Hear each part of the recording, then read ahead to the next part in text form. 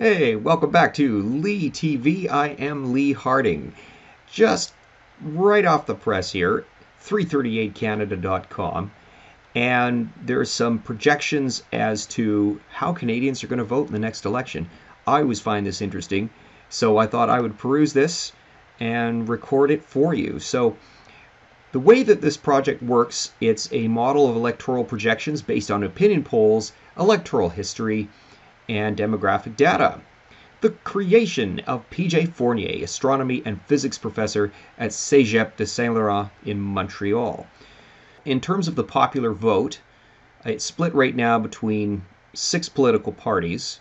The Liberal Party, which would be much like the Democrats in the United States, they're ruling right now under Justin Trudeau. In opinion polls, they have 35% popular support, and the Conservative Party of Canada is running at 33.5. And the New Democratic Party, which is even further left of the Liberals, more the Party of Unions in Canada, is running at 15.9%. The Green Party, which is of course dedicated to environmental issues, running at about 7% nationally. Bloc Québécois, which is a party dedicated to Quebec separatism, and the New People's Party of Canada. If you look at the trend line, the Liberals have actually really taken a tumble, and I'm surprised they're still in the lead. There's just been a number of scandals. The only consistent factor would basically be it's either incompetent or it's globalist. If there were to be an election today, the Liberals would probably get 166 seats, and the Conservatives 139, the NDP 25, 5 for the Bloc. They're saying 3 for the Green, but really, apart from Elizabeth May, I don't know who the other 2 would even be, and she'll be in a run for her own seat, and then Maxime Bernier getting 1 seat. It was going to be a very overwhelming majority, and now it's, well, not quite as likely. It's going to be a very, very interesting 2019. I think it's going to be a crazy ride from here till the end of the year. The chances of the Liberals forming the next government, according to these projections, are 70%, with 43% chance of that being a majority government. A lot can change between now and then. Oh, and there's a 1% chance of a tie because for whatever reason, we have an even number of seats, just so we can have a tie. From reverse west to east, they've got the regions of Canada. So Atlantic Canada is on the eastern side, so on a map that would normally be on the right, but they've got it on the left here. Last election, the Liberals took all the seats. It looks like the Conservatives are poised to pick off 4 of them right now. And really, most of the Canadian election is won in Quebec and in Ontario. So Ontario by themselves has more than 1/3 of Canadian seats. And it looks like a dead heat in Ontario right now. So it's a real battleground there. Alberta, you know, they had 2 Liberal seats in Calgary. First time there'd been Liberals winning in in Calgary since 1968 when Pierre Trudeau had his first election campaign. So Justin Trudeau ran, his son, and they got a couple, and it looks like every generation needs one taste and then never again. So we're looking at almost a sweep of Alberta. There's 1 seat projected to be NDP as it stands. And in BC, it's a mix, and we'll take a look at that in a while. When you're looking at this map, it's going to be a very strong color if it is a very safe riding, a better than 80% chance of it being won. The ones, as you get into shades that are lighter, there's less of a chance. And when there's an under 60% chance of winning, I mean, it's a very, very light shade in the way that they've done this. These are the toss-up ridings. And, you know, I see people getting busloads, going to a football game, you know, going to this, going to that. What about this year, if you're in a rural area and you know how your riding's going to go, but in the city it's going to be different? Why don't you start organizing some bus rides this year and volunteering and going to these places where there could be a swing in the vote? Because, man, I mean, that is way more important than a football game or a hockey game. I'll just tell you that. A sporting event. So in the Maritime region last time, every seat in Atlantic Canada went to the Liberals. there are a few seats that are poised to go back, and it looks like, for now at least, all of them are in New Brunswick. So I'm going to click on that and really hope that it works. Right now, Liberal TJ Harvey is slated to be, well, he is the representative there. He's a member of Parliament, but it looks a very good chance that the Conservatives are going to win in that riding. We've got another one here, New Brunswick Southwest, and Karen Ludwig is the Liberal there, but she's going to be lucky if she keeps her seat in the next election. Another one here where Alana Lockhart is representing the Liberals and has the seat, and it looks like that one very likely to turn back to the Conservatives. This one is less likely, it's a little more in play, but will probably turn Conservative, and Pat Finnegan may be trying to find a new job. Now, it does seem, as it stands, that the Liberals are going to hold on to the St. John Rothesay riding, which kind of surprises me a bit. St. John is the place where you have the largest oil refinery in Canada, and under Trudeau, the Trans-Canada Pipeline failed, and the regulations were made onerous, and I think Trans-Canada basically just gave up. They had 30,000 pages that they submitted to get their pipeline in, and the mayor of Montreal said, well, we don't think that they've really done their homework. He's a former Liberal MP. So Trans-Canada's basically said, even under this environment, we can't even, I'm not even going to try to keep this going.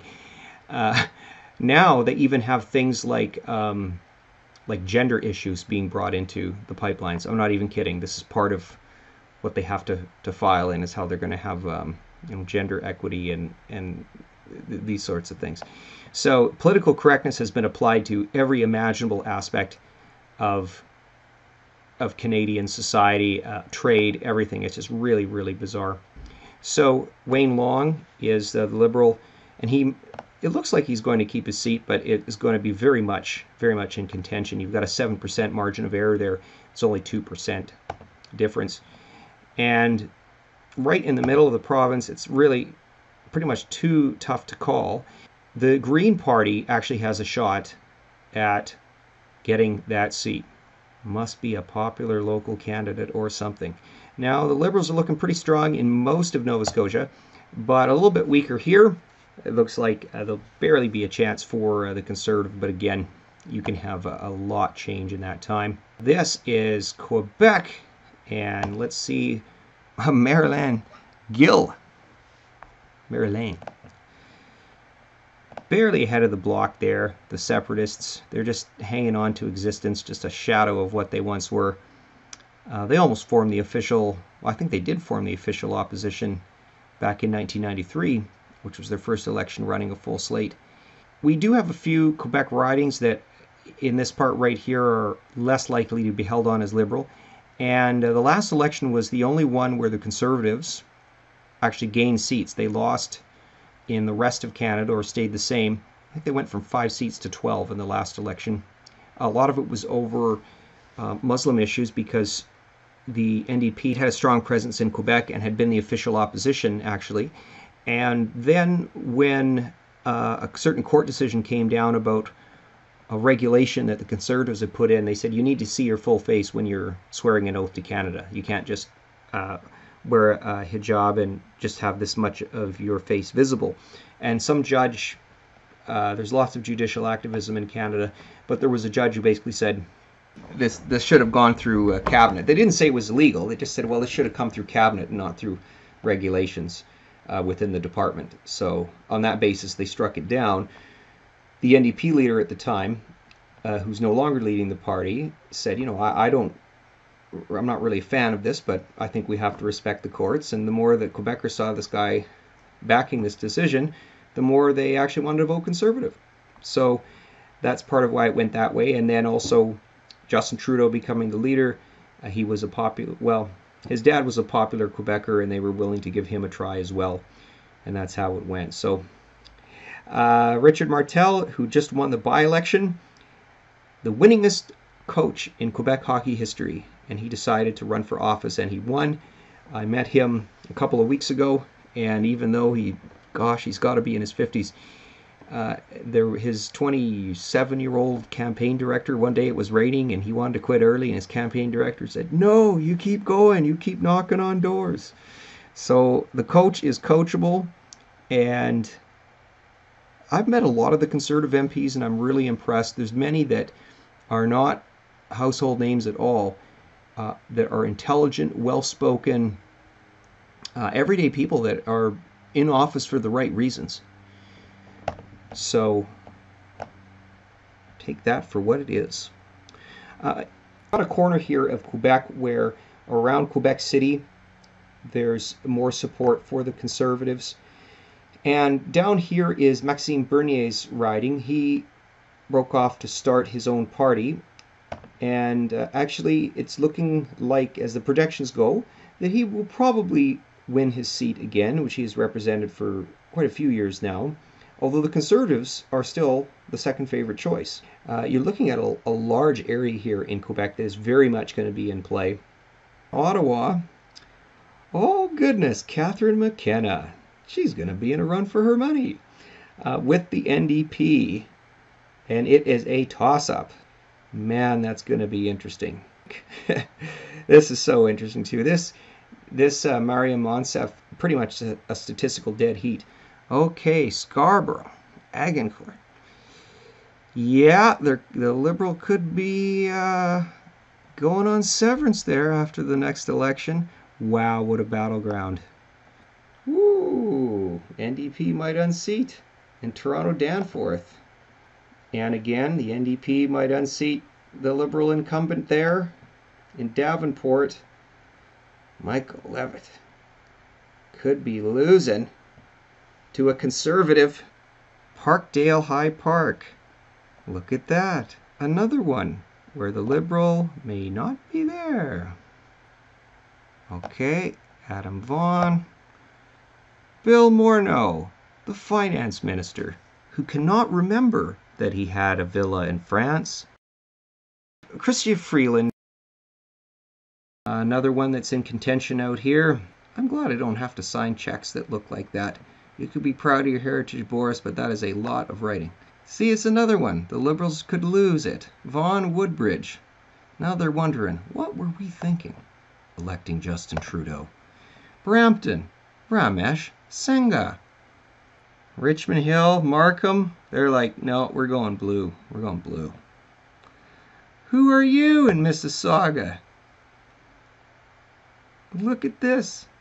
Going from Liberal to PC. Not everyone wants to go with Gagan Second. He'll be seconded.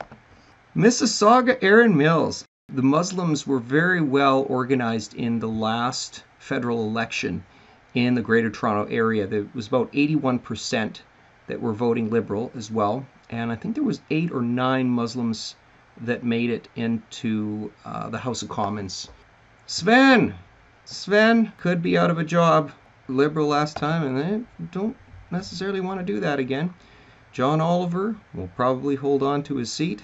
And looks like the Liberals could lose Kitchener South. We'll see who gets more volunteers. Wow, Cambridge is very much turning around. Hamilton, working class area, steel mills and that. So NDP presence here. Windsor, what's up? The NDP being challenged by the Conservatives. That's a very tough margin to beat. The Liberals are barely hanging on there. This is definitely going to be a well-contested area. Sault Ste. Marie spent a wonderful summer there in 1998. If you can get to the Sault, it's kind of a neat place to check in. Robert Nault. There is a true three-way race. Here is Manitoba. 75% of its population is in Winnipeg. It looks like the Liberals are going to hold on to a lot of their seats. This is one that could change right here. Doug Eolfson. Did I butcher your name? Sorry, buddy. Oh well, there'll be less people butchering it when 2019 is done. Elmwood Transcona. Dan Blakey. He's still around? Well, not much longer. Marianne. What's your game now? Can anybody play? Oh, we can? Well, you're going to lose. Oh, well, they think Ralph's going to win again. I mean, hey, he spent $25 million digging out Wascana Lake, and they might just have him back again. I don't know if there's anything, though, that if Team Liberal believed in it, that Ralph Goodale would not just turn and say that he did too. So Aaron Weir, Jagmeet Singh decided that Aaron Weir would not be allowed back into caucus. So he can't run for the NDP, and I think it's disenfranchised enough NDP. It looks like the Conservatives are going to take that seat. Okay, Andrew Scheer, his seat is pretty safe in Regina Coupel. Sherry Benson is the NDP MP there, and it looks like she could be unseated. So this is going to be another very huge battleground. Saskatoon West. On the eastern part, Brad Trost is the MP, and it looks like that's going to stay as a Conservative riding. And Kevin Waugh, very safe seat there. This university riding here in Edmonton, which the NDP always has a chance in, that's Edmonton Strathcona, and it looks very strongly like the incumbent is going to keep the riding there. So finally it gets interesting once you get to British Columbia. Down by K-Town in Kelowna, the Liberal Stephen Fuhr, this is one that could definitely turn blue. K-Town, if you want a different country, you got to get out there. And here is an NDP who's the incumbent, and the Conservatives have a good chance of unseating him. The Liberals are not that far behind, so again, a place where it could almost be a three-way race. Over there in Lillooet, it looks like there's a soft chance that it's going to go Conservative. And right now, it's actually a Liberal who is the incumbent. He may not be there after 2019, at least in a seat in Parliament. Pitt Meadows, Maple Ridge, home of Larry Walker. And it looks like it's going to go from Liberal to Conservative. Port Coquitlam, it will also probably turn to the Conservatives, but it's a very, very tight race there as well. Burnaby South, it's vacant right now. Interesting to see popular support for the People's Party down there. Port Moody, Coquitlam, and the NDP could lose this to the Conservatives. So this is another place where there's a tight three-way race. The incumbent in Langley City, Cloverdale, is probably going to get their seat back, but the Conservatives are in contention. He's going to keep his riding. Gordie Hogg won't be able to hog this seat in the next election. Stevison, Richmond East. Okay, this one could go any way. In Richmond Center, Alice Wong will probably keep her riding. Definitely in contention. There's only about a 2% difference between the NDP and the Conservatives, probably as things will go. And in Nanaimo, Ladysmith, the Greens, and the NDP, the Conservatives, really the Liberals aren't that far behind, so this is almost the only four-way race. Is, I believe, Elizabeth May's riding, Saanich Gulf Islands. It's the projection is that it's safe, but I know the Conservatives who's knocking on doors there, and he believes that he's got a very good chance at it. In Esquimalt, Saanich Sooke, we've got a toss-up here. Randall Garrison, he's had that seat for quite a while. Get out there. We are responsible for the country that we have. We all have our sphere of influence. We all have things we can do and ways that we can be involved. Ask what you can do. If you're a person of prominence, they may even still be interested in having you as a candidate.